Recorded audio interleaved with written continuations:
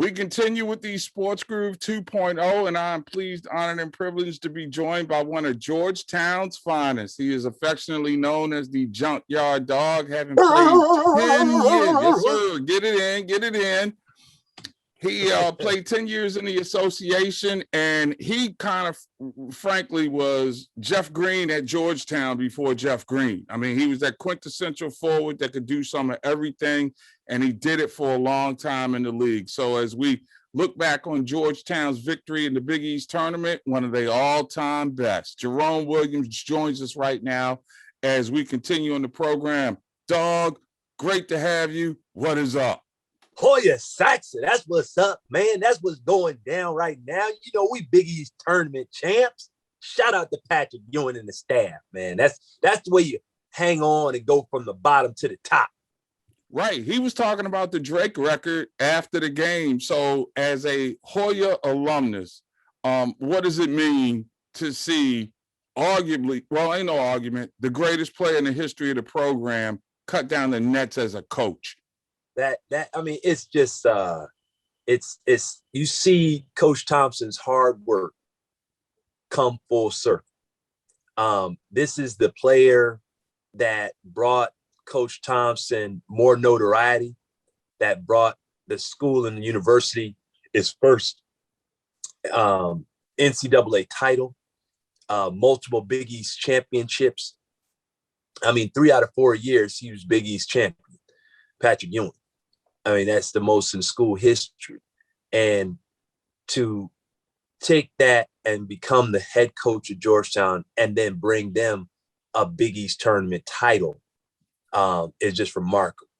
And it shows, you know, not only the legacy, but the hard work that Coach Thompson put in and day out.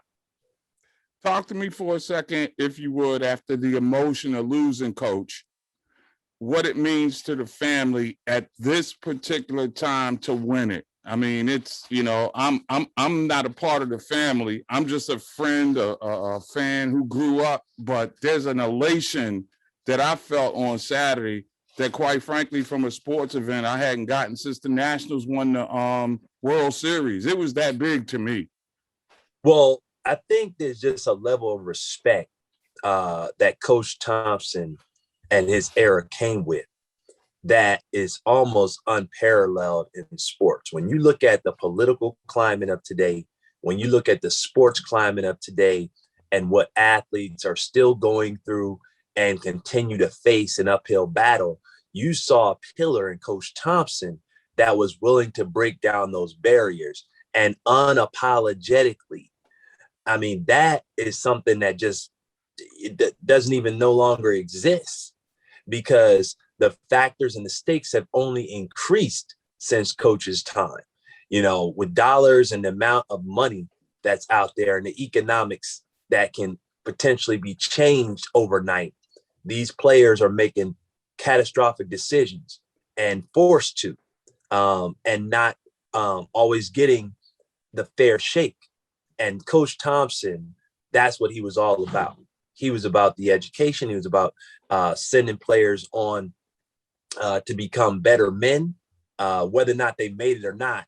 And he had a lot of critics out there, both internally as well as externally.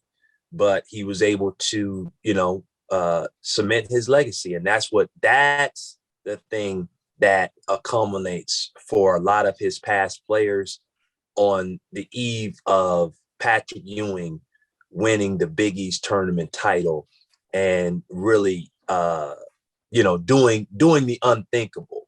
You know, that's what really hits home. You played in that program. You understand the tradition. I got the sense that order was restored. A, UConn comes back in the conference. B, Georgetown wins in the Garden. Talk about that symmetry and really having been a part of the league and a part of the school. You understand what it means. We look at John Thompson, those of us from the DMV, as one of us. He's as DC as go-go and chicken wings and mambo sauce. But on a national level, you know what I'm saying? Yes. This was one of those moments where credibility was restored to the program, thus bringing credibility back to the league.